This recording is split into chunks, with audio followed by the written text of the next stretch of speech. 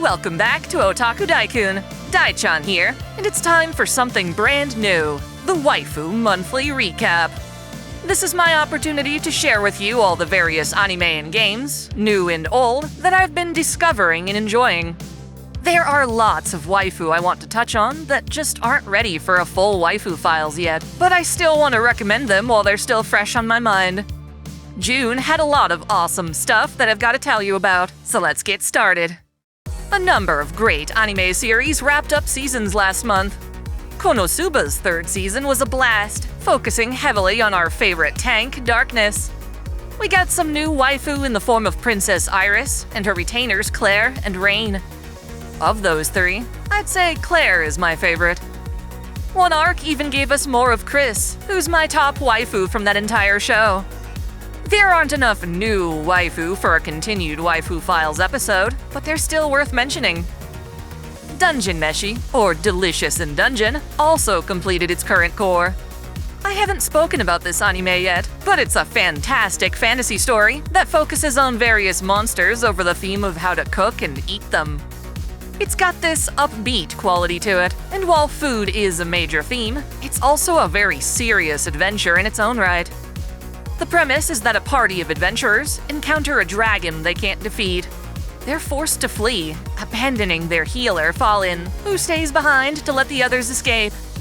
Now, our heroes must gear up and make a second excursion through the dungeon to slay the dragon before it digests Fallen. While this anime has a number of cool ladies, the main highlights are Marcial, the party's expressive elven mage, the tragic yet serene Fallen herself, and Izitsumi, an adorable cat girl who wants to rid herself of the curse making her a beastman.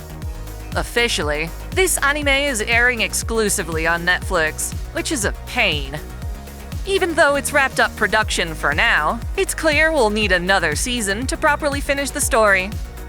Hibike, or Sound Euphonium, also got a new season that ended last month. I can't say that band geeks and their insane dedication are really my forte, but you just can't go wrong with KyoAni's amazing visuals and direction. In a nice surprise, Season 3 has a swimsuit episode, which I totally wasn't expecting. As usual, the Yuri bait is strong between the two main characters, Kumiko and Reina. It's as intimate as humanly possible without them actually making out. Even if they're just friends, it's still so damn beautiful.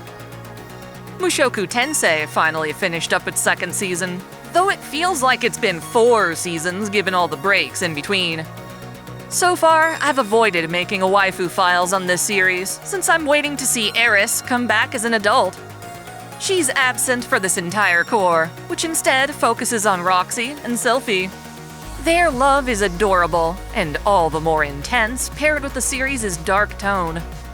It's also great to see Elise taking a major role in battle. She's such a babe, and her curse is a uniquely alluring, yet tragic development.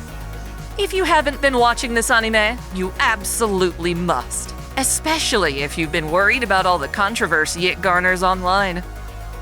Right at the tail end of the month, some brand new anime started coming out. We've got a new Code Geass series, Roze of the Recapture, or Dakan no Roze. I'm pleased to say that the show's amazing art style and animation are back in full swing. That said, I'm annoyed by how it starts off, rendering the sacrifice Lelouch made in the previous series a lot less meaningful. The Neo-Britannians seem like a lazy excuse for more conflict on the same tier as Star Wars' First Order. The show's just getting started though, and I'm hoping it can prove me wrong. Our main character, Sakuya Sumeragi, seems to be a charismatic beauty I'm excited to see more of. There's also this babe, Haruka, who represents the bare midriff trope with honor. Episode 2 has Yoko Araki, doubling up on the goods. Even the show's villain, Catherine Sabathra, is a total hottie. Takahiro Kimura's passing is a huge tragedy, but I'm glad his design philosophy lives on through this gorgeous anime. As this video's title suggests, I've also been watching the new Suicide Squad Isekai. Normally, I wouldn't care about a show like this, but Japan's take on Harley Quinn is just too beautiful to pass up. She's never looked better, and the last time she even came close was with Margot Robbie in the first live-action film. Ever since, she's been on a downhill spiral of ugly designs and outfits. As far as I'm concerned, this is redemption. Can't say I'm a huge fan of the animation and the credits though. What the hell were they thinking? I don't want to see this lady. The anime is far from perfect, and its production quality is all over the place. But at least it nails the waifu factor for Harley and Katana, who's also rocking a gorgeous midriff. Folks with my taste are eating good tonight. On the gaming front, you've already seen all my coverage on Stellar Blade, but on the side, I've been playing more Granblue Fantasy. Relink, the multiplayer RPG, released a new character, Twei-in, and I finally got around to recruiting her. She's super sexy, and for once, a knockout in both looks and the game's meta. With the right setup, she can totally smoke the game's bosses. That is, if you're willing to grind like crazy. In the meantime, I've always got my favorite character, Zeta. If grinding's not your thing, then perhaps Granblue Fantasy vs. Rising will fit the bill. It's a shame this version of the fighting game chopped out all the RPG-styled single-player content, but at least it continues to deliver new characters and costumes. Most recently, they released Zeta's colleague, Beatrix, and she's wonderful in her own way. While it's a totally scummy business model, I can't deny they know how to make some fun outfits to include in the Battle Pass. The older game, Bloodstained Ritual of the Night, got its final update. There's some nice paid DLC for the main character, Miriam, but what caught my attention was that they added Shantae's outfit from Shantae and the Pirate's Curse for free. This is enough to make me pick up the game again and finally beat it. Only flaw is that you have to wear the outfit as gear, meaning that its stats come along with it.